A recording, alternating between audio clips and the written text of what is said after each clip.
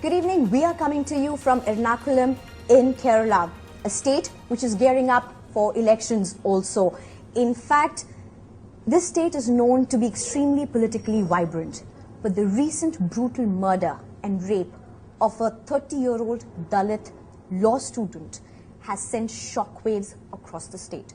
Joining us are a group of people, including Advocate Sandhya, who represents the Human Rights Law Network in Kerala and is the director.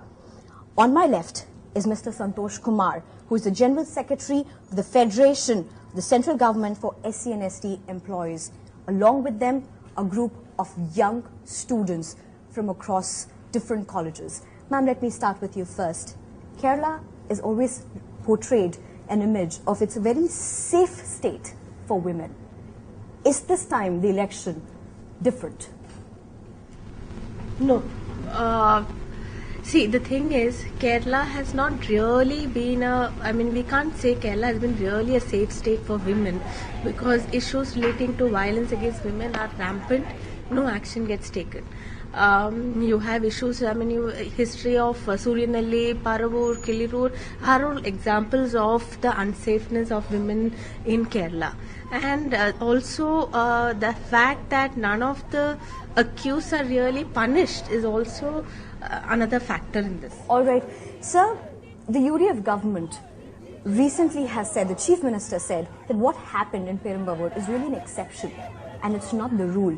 Are women rather safe in the state? No, it is not an exceptional incident, because as already Madam Sandhya told, because a series of incidents, especially the atrocities against the women, are increasing day by day. In each and every corner of the state, these atrocities are increasing. You can say that in this city also, after 6 o'clock, no woman is safe, we can say. Okay, but let me throw this question over to all the people here. Do you think largely Kerala is relatively safer than other states? As men, do you think that? Okay, explain why.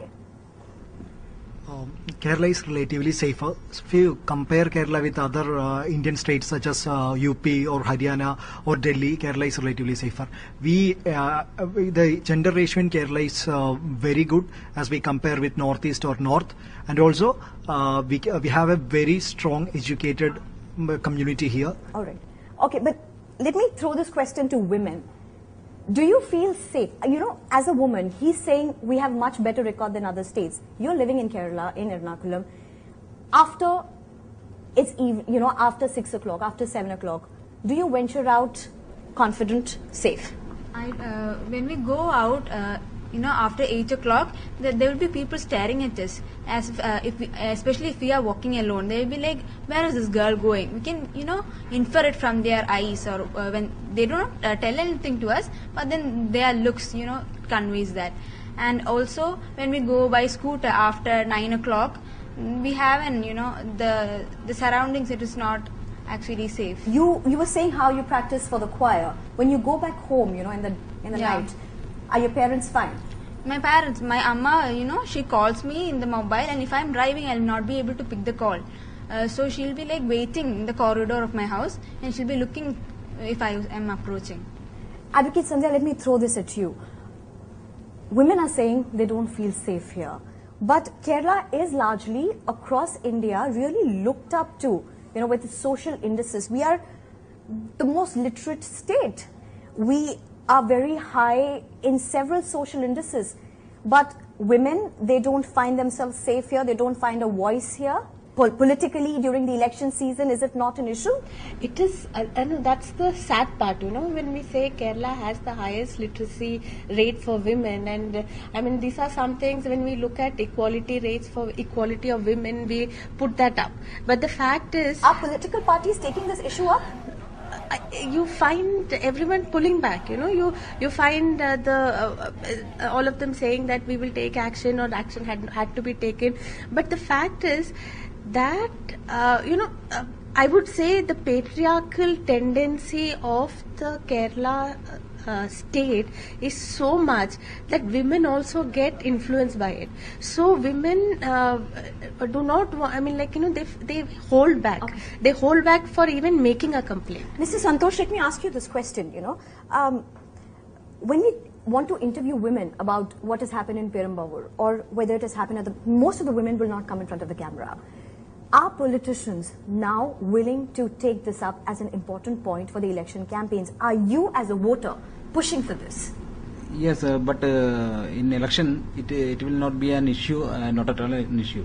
But some in Perumbavoor, as far as concerned with the Perumbavoor constituency, it may be an issue.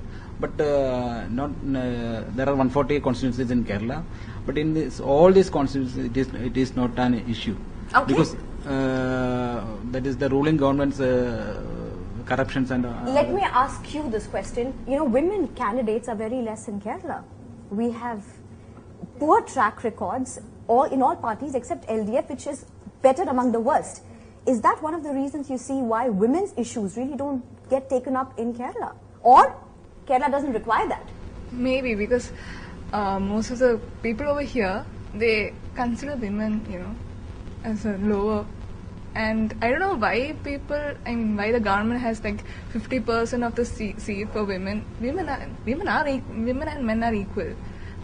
So maybe that's why Let me ask the men here behind me. You know, when your women and your families, they venture out in the nights or when they want to do things which otherwise is not acceptable, are you fine with it? Actually, this is not just a problem of the society. Actually, this discrimination starts from even family.